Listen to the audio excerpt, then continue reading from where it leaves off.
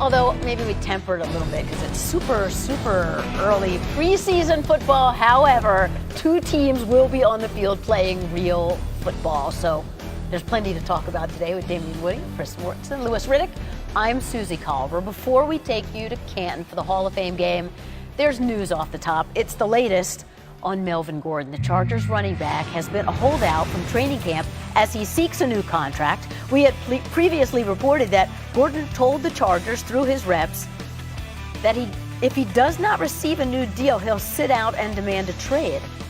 Josina Anderson has new information, and she joins us now by phone.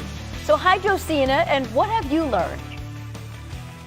Well, Susie, what I've learned is that the latter has happened in what you're saying in terms of Melvin Gordon's agents trying to move the needle to break this impasse. So I was told earlier today by one of his agents, Demarius Bilbo, that he spoke to Chargers general manager Tom Telesco mid last week after Gordon's agent sent a counter to the team's initial offer of $10 million a year, but the team still did not budge on that number. So in that same conversation, Susie, Bilbo then asked Telesco for a trade, understanding the team's constraints of still needing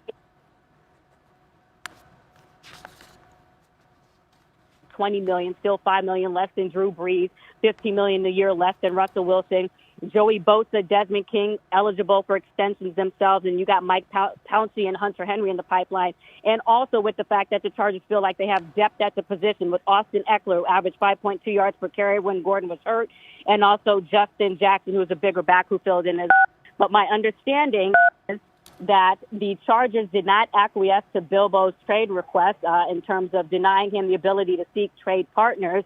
And so where are we? They remain at a stalemate with Gordon still not wanting to report because he feels like his valuation is higher than $10 million. When you have to put that into context, knowing that Todd Gurley right now is at 14.3, Le'Veon Bell 13.1, David Johnson at 13 million. My understanding is that the comp that is being out there right now is that David Johnson and Melvin Gordon are similar in terms of how they should be paid, and they are definitely still at a gap between those numbers. And so right now he's going to stay out until the situation gets resolved, Susie. Right, that's Josina Anderson with the latest on Melvin Gordon. We're not sure there was some breakup there during the report, if that was just us or everybody, but what more can you add to this? Because on yesterday's show, you kind of alluded to likely there could be a trade coming. Yeah, exactly. Here's the thing about it is $10 million is the Chargers' offer. And that's kind of where they value him. And they do have other contracts to get done. And they're not a cash-rich team. We've established that for different reasons without getting into details. But Melvin Gordon's only played one full season out of his first four. And he is a good back. Is he an elite back? You can argue one way or the other. But the bottom line is the Chargers aren't going to get permission for Bilbo, his representative, to go get a trade. They want to control the situation. He's not Le'Veon Bell. He has a contract. Le'Veon Bell did not have a contract last year. So it's not a similar situation. And ultimately, I think the Chargers feeling, and we talked about this yesterday, and I'd like to hear Damian Moore on Anthony Lynn's perspective, is they do feel like, if necessary, if Gordon's not going to get signed eventually, then you can put him on the market as a team. You just don't want to let the agent do the shopping. Yeah, I was with Anthony Lynn during my time with the New York Jets, and Anthony Lynn is a former running back and running back coach. And the one thing I know about Anthony Lynn, he's very confident that he can find another running back. You mentioned it already. The fact that Phillip Rivers is in the last year of his deal. Joey Bosa is coming up. They have players in the pipeline. So to think that Melvin Gordon is going to get, you know, the Le'Veon Bell, Todd Gurley. Todd Gurley hurts him. Todd Gurley, absolutely, because I guarantee that a lot of people looking at that Todd Gurley contract, and it's like, whoa, we don't want any parts of that. So I think Melvin Gordon is in a situation where he's not going to get paid by the Los Angeles Chargers, and more than likely he's going to be suiting up with another team next year. Look, timing and leverage is not on his side. It was on Michael Thomas's side in New Orleans. It's not on Melvin Gordon's side right now. The timing is such that they feel as though they have other backs that right now can step right in and they can get a certain percentage of the production that Melvin would give them. And Phillip can make up the rest. The wide receivers can make up the rest. The defense can make up the rest. Anthony Lynn can make up the rest as far as finding a replacement. So therefore, now that you're under contract also, and they have you under contract, you have no leverage.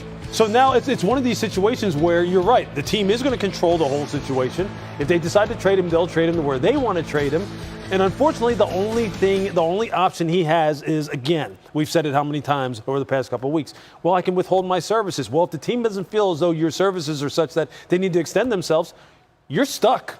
And that's where he's at, sitting at home, going, what's going to happen now? And one last thought on this.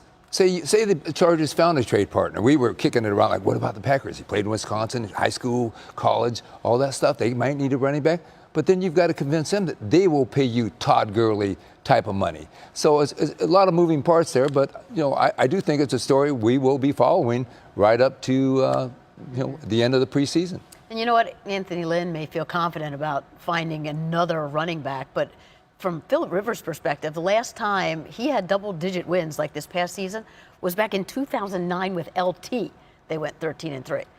Rivers seems to play better. But Melvin was out 4 games this year, and they actually had a winning record, I think, during that time. Mm-hmm. And it's just strange. It's strange to hear Phillip himself, given those statistics, Susie, say we have some pretty good other backs. And it's strange to hear someone say that, almost like if you're Melvin Gordon, you're going, well, that's not what I Thanks wanted a lot. to hear. And listen, when we talk about the Los Angeles Chargers, we literally talk about them having from top to bottom, one of the best rosters in the league. Right. So that's not talking down on Melvin Gordon, right. But they are very talented.